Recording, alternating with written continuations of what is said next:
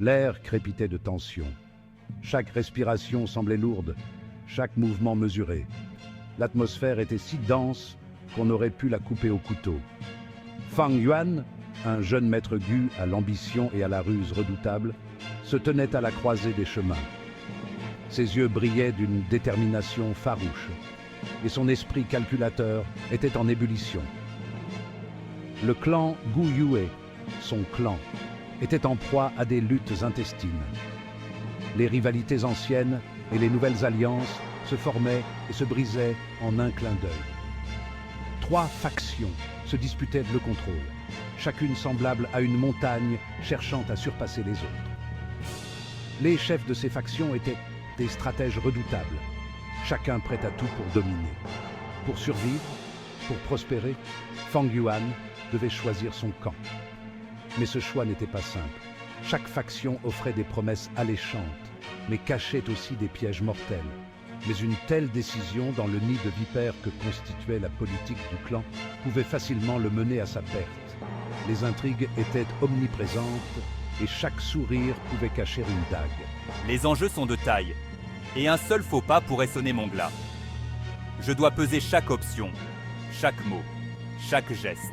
Le chef du clan, un personnage âgé au regard perçant, avait conçu une épreuve cruelle. Son visage ridé ne laissait transparaître aucune émotion, mais ses yeux semblaient lire dans les âmes. Chaque faction devait présenter ses arguments, ses promesses, ses menaces voilées en opportunités. Les débats étaient intenses, chaque mot pesé avec soin. Fang Yuan, à peine un homme, devait naviguer dans ce paysage périlleux et prêter serment d'allégeance. Il savait que chaque regard, chaque murmure pouvait être une trahison en devenir. Pourtant, au fond de son cœur, un calcul froid prenait forme. Il analysait chaque mouvement, chaque parole, cherchant la faille dans l'armure de ses adversaires. Le véritable pouvoir, il le savait, ne résidait pas dans une allégeance aveugle, mais dans l'exploitation de chaque avantage. Il devait être comme l'eau, s'adaptant à chaque situation, trouvant toujours un chemin. Je dois avancer avec prudence chaque mot, chaque geste pourrait être ma perte. Je dois être vigilant, chaque instant. Chaque geste pourrait être ma perte. Je dois éviter les pièges, anticiper les coups, et toujours garder une longueur d'avance. C'est une danse délicate, où le moindre faux pas peut être fatal. Mais je suis prêt. Prêt à affronter ce défi. Prêt à saisir mon destin. Car au fond, je sais que c'est dans ces moments de crise que se forgent les véritables leaders. Et je suis déterminé à ne pas seulement survivre, mais à triompher. À chaque instant, je me rappelle pourquoi je suis ici, et ce que je dois accomplir. Le chemin est ardu, mais la récompense en vaut la peine. Avec chaque pas, je m'approche de mon objectif. Chaque décision, chaque action me rapproche de la maîtrise de mon destin. Et je suis prêt à tout pour y parvenir.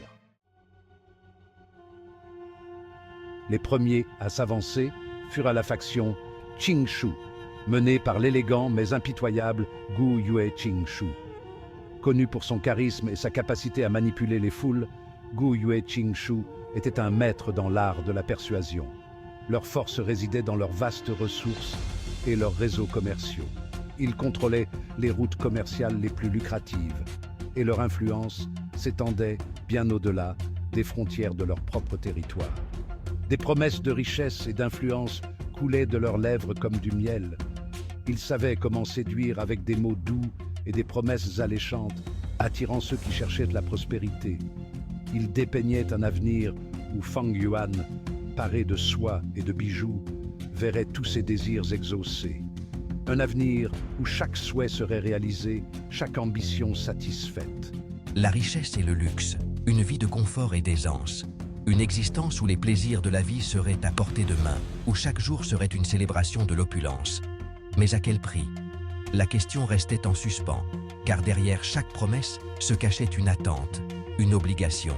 Vint ensuite la faction Qishan, dirigée par l'ardent Gu Yue Qishan, qui gronda sa proposition.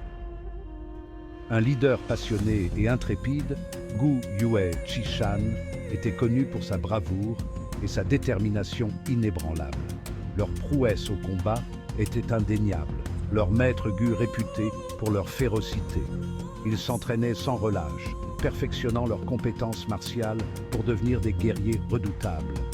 Ils offraient à Fang Yuan une place à l'avant-garde, une chance de graver sa légende dans le sang et le feu, une opportunité de devenir un héros, de laisser une marque indélébile dans l'histoire. Leurs paroles faisaient naître un frisson primal, un avant-goût d'un pouvoir sans limite, un pouvoir acquis par la force, par la conquête, par la domination. Rejoins-nous, Fang Yuan, et deviens une légende sur le champ de bataille. Deviens un nom que l'on murmure avec respect et crainte, un symbole de puissance et de courage. Enfin, la faction Moyan, conduite par l'énigmatique Gu Yue Moyan, murmura ses attraits. Un leader mystérieux et insaisissable, Gu Yue Moyan était un maître des arts occultes et des secrets cachés. Ils étaient passés maîtres dans l'art de l'illusion, de la tromperie, de la manipulation des esprits. Leur pouvoir résidait dans l'invisible, dans ce qui ne pouvait être vu, mais seulement ressenti. Leurs promesses étaient voilées, leurs menaces subtiles. Ils parlaient en énigmes, laissant entendre plus qu'ils ne disaient, jouant sur les peurs et les désirs cachés. Ils parlaient de secrets, de connaissances cachées, d'un pouvoir exercé dans l'ombre.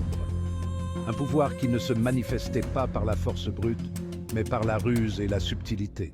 Le pouvoir réside dans l'invisible, Fang Yuan. Dans ce qui ne peut être vu mais qui influence tout.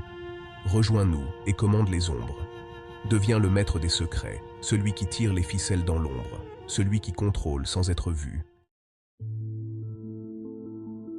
Chaque faction offrait un chemin différent vers le pouvoir, une saveur différente de l'influence. Les chemins divergeaient, chacun promettant une destinée unique, mais tous étaient parsemés de défis et de sacrifices. Se joindre à King Shu revenait à courtiser la richesse et le luxe, à devenir une araignée au cœur d'une vaste toile commerciale. C'était une promesse de prospérité, de pouvoir économique, mais aussi de responsabilité écrasante et de rivalité sans fin. Se joindre à Chishan, c'était embrasser l'ivresse du combat, devenir une arme forgée dans les flammes du conflit. La voie du guerrier était pavée de gloire et d'honneur, mais aussi de sang et de larmes, chaque victoire ayant un coût. Se joindre à Moyan, c'était plonger dans les ténèbres, devenir un marionnettiste tirant les ficelles du destin. C'était une danse avec l'ombre, où chaque mouvement devait être calculé, chaque décision pesée avec soin pour éviter de devenir soi-même une marionnette. La richesse, le pouvoir ou les secrets. Chacune de ces alliances offrait des trésors inestimables, des symboles de puissance et des connaissances anciennes, mais à quel prix? Chaque voie est semée d'embûches. Les obstacles étaient nombreux, les pièges invisibles, et chaque pas pouvait être le dernier si l'on ne faisait pas preuve de prudence. Pourtant, Fang Yuan hésitait. Il savait que chaque choix qu'il ferait aurait des répercussions profondes et durables sur son avenir. Il voyait la faim dans leurs yeux, le désir de s'approprier son talent, de l'utiliser comme un pion dans leur jeu de pouvoir. Chacun d'eux voyait en lui une opportunité, un moyen d'atteindre leurs propres objectifs. Il avait entrevu les ténèbres qui se cachaient derrière leurs paroles mielleuses, les couteaux aiguisés dissimulés derrière leurs sourires. Les promesses de loyauté et de soutien n'étaient souvent que des masques pour des intentions plus sinistres. Leur accorder une confiance totale équivaudrait à remettre les rênes de son destin à une vipère. La trahison pouvait surgir à tout moment et la prudence était de mise pour éviter de tomber dans leur piège. Je dois choisir avec sagesse. Chaque décision doit être mûrement réfléchie, chaque alliance soigneusement pesée. Mon avenir, ma vie même, en dépendent. Le chemin que je choisirai déterminera non seulement mon destin, mais aussi celui de ceux qui me suivront. Section 4, le pari de Gu Yuebo, main secourable ou lame cachée. Alors que la tension dans la salle s'épaississait, un nouvel acteur entrait en jeu. Fang Yuan, permets-moi de t'offrir quelques conseils. Nous pouvons analyser chaque faction, peser leurs forces et leurs faiblesses, et t'aider à prendre la bonne décision. Fang Yuan observa son aîné, son esprit en proie à un tourbillon de suspicion. Était-ce une véritable marque de sollicitude? Le désir de guider un jeune membre du clan?